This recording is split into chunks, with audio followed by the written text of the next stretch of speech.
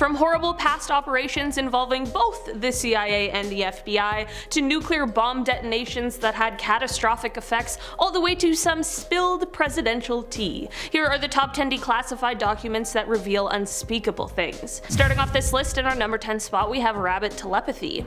This is a document that originally comes to us from 1975, but it was declassified in 2004. Located on the CIA website as a Department of Defense document, it detailed a variety of quote, Soviet and Czechoslovakian parapsychology research that was done from the end of World War II through to the Cold War era. One of the most grisly and truly unbelievable experiments that were conducted that was listed on this document occurred in 1956. Basically, they were trying to use rabbits to communicate with submarines, which is definitely just bizarre on a regular level, but of course the way in which they conducted this experiment was wrong and inhumane and truly just very cruel. Just a little heads up, if you're sensitive to animal stuff, I would maybe just go ahead and skip over this point. So for the test, they would take a mother rabbit who had recently just had bunnies. They would keep the mother in a lab on shore, and then they would take the bunnies down with them into the submarine. Slowly, one by one, they would take the life of the bunnies, and each time they did, the mother rabbit's brain would produce a detectable and recordable reactioning. Is this one of the worst things I've ever heard? Yes. What's even worse is that the report then goes on to say that other examples of quote animal telepathy research continued into the 1970s, and that it included other animals such as dogs, bears, birds, insects, and fish. I can't imagine they were any different, but let's just hope that these other tests weren't quite so cruel and inhumane. In our number 9 spot today we have the Gateway Process. This document was originally published in 1983 and was declassified 20 years later, and it was prepared by Wayne M. McDonnell at the request of the commanding officer in the US Army Intelligence and Security Command. Basically, McDonnell was tasked with assessing the Gateway Experience, which is a meditation training that was meant to instruct people on how to harness their electromagnetic energy waves, and it trained them how to direct their own brain waves and use them to detach from time and space. You can in fact still find and buy this program should you wish to. The analysis or assessment by Wayne tackles a wide variety of subjects, all the way from astral projection to quantum physics and so much more, but at the end you're pretty much left with the fact that quote, there is a sound rational basis in terms of physical science parameters for considering Gateway to be plausible in terms of its essential objectives. But are you ready for the unsettling part? He also warns that those using the techniques for quote terrestrial information gathering trips or other operations of the like should be quote intellectually prepared to react to pulsable encounters with intelligent non-corporeal energy forms when time-space boundaries are exceeded. That's enough for me to tap out without even trying it. In our number 8 spot today we have the cattle crimes. Okay, so these documents reveal a super grim FBI investigation that took place in the 1970s at the request of US Senators Floyd Haskell of Colorado and Carl Curtis of Nebraska. I guess there was some weird sort of connection between these horrific things being done to cattle across as many as 21 states. In a letter from 1975, Senator Haskell was able to identify 130 of these strange, macabre cases in Colorado alone. All of the cases were eerily similar, which is unsettling considering the details. In most cases, the cattle would have had their left ear, left eye, rectum, and reproductive organs all missing, and all the blood was drained from the carcass, but there was no blood on the ground or around them, nor were there any footprints. How absolutely horrifying is that?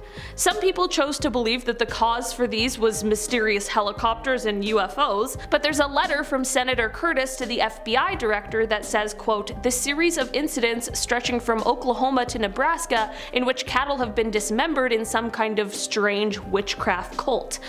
I'm not gonna lie, I don't think it was UFOs or witches that did it. It wasn't until 1979 that the FBI was granted jurisdiction to begin investigating these weird happenings, and when they did, they determined that most of the instances were a result of quote normal predator and scavenger activity. And while that answer sounds a little fishy at best, the documents went forward to reveal that not all of the instances could be accounted for. Also, this idea of it being a completely normal scenario also contradicts reports that say the techniques used in these horrible instances distances were, quote, very professional and sometimes even referred to as being conducted with surgical precision. I'm sorry, but a wolf or a coyote or a bear or whatever predator you want to say did this, ripping apart its meal isn't exactly a surgically precise operation. No arrests were ever made, and while it was deemed solved, a ton of mystery still surrounds these stories to this day. In our number 7 spot today, we have Acoustic Kitty. Apparently in 1967, the CIA was spending millions of dollars trying to make cats into spies. I don't know why they chose the one animal that does not care what you want it to do, but alas, they did, and Project Acoustic Kitty was born. The project basically involved implanting electronic spy equipment into real, living cats, who would then be trained to basically eavesdrop on unsuspecting people. This is another one of those Cold War era plans that was intended to be used on those in the Soviet Union. The project had a whole slew of issues, of course, however, because cats get hungry and distracted, and unfortunately the first time this plan was being tested, there was a catastrophic outcome. The cat got hit by a taxi, but the project of course was cancelled, and the researchers said that they believed they could train cats to move short distances, but that, quote, the environmental and security factors in using this technique in a real foreign situation force us to conclude that for our intelligence purposes, it would not be practical. In our number 6 spot today, we have the Judgement Call. If you haven't heard of the name Stanislav Petrov before, maybe just take a second to whisper a quiet thank you to him, because he truly might have saved all of our lives with one moment of calm, cool decision making.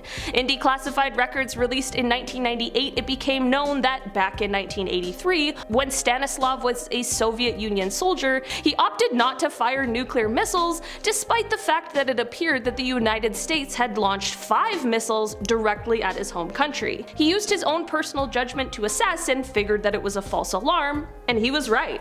Having to make a call like that would be tough. The stakes are so high, but he honestly, in that one single moment, might have prevented a third and likely nuclear world war. I'm definitely glad that those documents became declassified so that the world could learn of this story. It kind of revives my faith in humanity just a little. Maybe not everyone just reacts without thinking. In our number 5 spot today, we have Operation Unthinkable. The title of this video says Unspeakable, but the title of this operation says Unthinkable, and honestly, both are kinda true. Declassified in 1998, the documents pertaining to this operation have to do with what could have been a completely different ending to the Second World War. The documents describe Russia as a, quote, threat to Western civilization, and they also outline the possibility of a, quote, total war against the USSR in the wake of World War II, and they state that the goal of the mission would be to, quote, impose upon Russia the will of the United States and British Empire. The document also revealed plans to utilize the newly defeated German military, as the document says that the Allied forces, quote, can count upon the use of German manpower and what remains of German industrial capacity.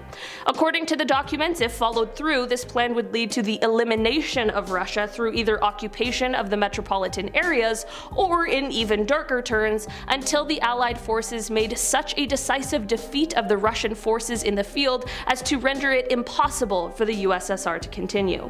In the end, the operation was deemed too hazardous, and it was decided that in order to win, it would take quite a long time and it simply wasn't worth the risk, so the idea was scrapped. In our number 4 spot today, we have the Phonecall. Not so much of a document and rather a phone call, but when the telephone calls of former President Lyndon B. Johnson were revealed, it also showed something darker. The calls showed that then presidential candidate Richard Nixon might have negotiated behind the back of the president with South Vietnam. South Vietnam apparently ended up pulling out of the Paris peace talks after being told that Nixon would get them a better deal once elected. You might be wondering why he did this, and apparently that is because Nixon was concerned that an earlier ending to the war would end up derailing his election campaign, since the war was one of the most pressing campaign issues. In the end, Nixon did end up winning the election by less than 1% of the popular vote. For many years this was speculated and rumors were swirling, but once the phone calls were released, it seemed to confirm what many believed for years. In our number 3 spot today we have Starfish Prime. This is an operation that took place in 1962 with the documents discussing the outcomes being declassified in 1989, and the operation was a joint one between the US Atomic Energy Commission and the Defense Atomic Support Agency. Basically, they detonated a thermonuclear device in the sky above the Pacific Ocean. They launched it from the Johnson Atoll using the Thor rocket, and once at an altitude of about 240 miles, they set it off, which ended up producing a yield of about 1.4 megatons. The documents showed that the electromagnetic pulse was so powerful and widespread that it disabled not only most of the equipment that was set up to measure it, but it also took out streetlights and caused telephone outages in Hawaii nearly 900 miles away. The electrons released caused an aurora that could be seen over most of the Pacific Ocean, and according to the documents, the quote visible phenomena due to the burst were widespread and quite intense, and apparently it was visible for days. In the end, it is said that the researchers weren't expecting such a powerful blast of electromagnetic pulse, and they also were not anticipating that the electrons from the blast would get stuck in the Earth's own magnetic field for months, possibly even years, but alas, they did. This went on to create a radiation belt around the planet that eventually went on to disable at least 6 satellites. So, that's great.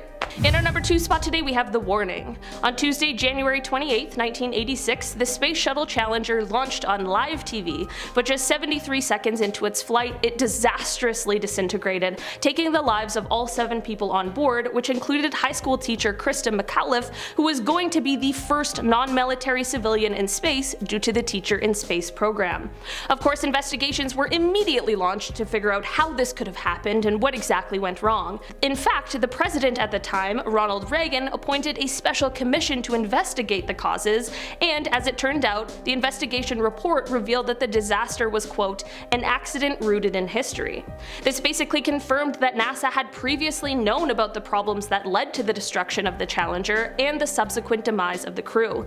The least surprised of all was perhaps engineer Robert Boisjoli, who apparently sent an inter-office memo months prior to the tragedy warning of the exact fate the Challenger would meet should they continue to choose to launch the shuttle in such cold weather. Quote, the result would be catastrophic of the highest order, he wrote. Quote, loss of human life. In our number 1 spot today we have Operation LAC. Operation LAC, which is short for Large Area Coverage, was a Cold War era project that involved the US Army Chemical Corps. Basically, it was a test that was designed to see whether or not it could be possible or feasible to taint a large area by dropping chemical agents from planes. To test this idea, they dropped, quote, a myriad of microscopic particles from planes, covering an area that is said to span from the Rockies to the Atlantic, from Canada to the Gulf of Mexico, so yeah, definitely a large area. In fact, it was so large that this is actually the largest test that the Chemical Corps had ever undertaken. According to the declassified documents relating to this operation, the test, quote, did not provide the Corps with nearly as much data as the Corps would like, and then it goes on to say that, quote, to obtain additional data the Corps planned further tests for the next fiscal year. Okay, that's a little daunting. While not necessarily the same operation, also in the Cold War era was a similar test conducted that targeted a neighborhood in St. Louis, Missouri. This test saw the area being sprayed with zinc cadmium sulfide. At the time, those local to the area were being told that, quote, the government was testing a smoke screen that could shield St. Louis from the aerial observation in case the Russians attacked. But of course, decades later, documents revealed that the tests were actually a part of a biological weapons program. And to make matters even worse, the zinc cadmium sulfide was linked to an increase in cancer among the residents of the neighborhood. Alright guys, that has been our list for today. Thank you so much for checking it out. I've been your host today, Olivia Kozlowski, and I'll see you next time. Bye!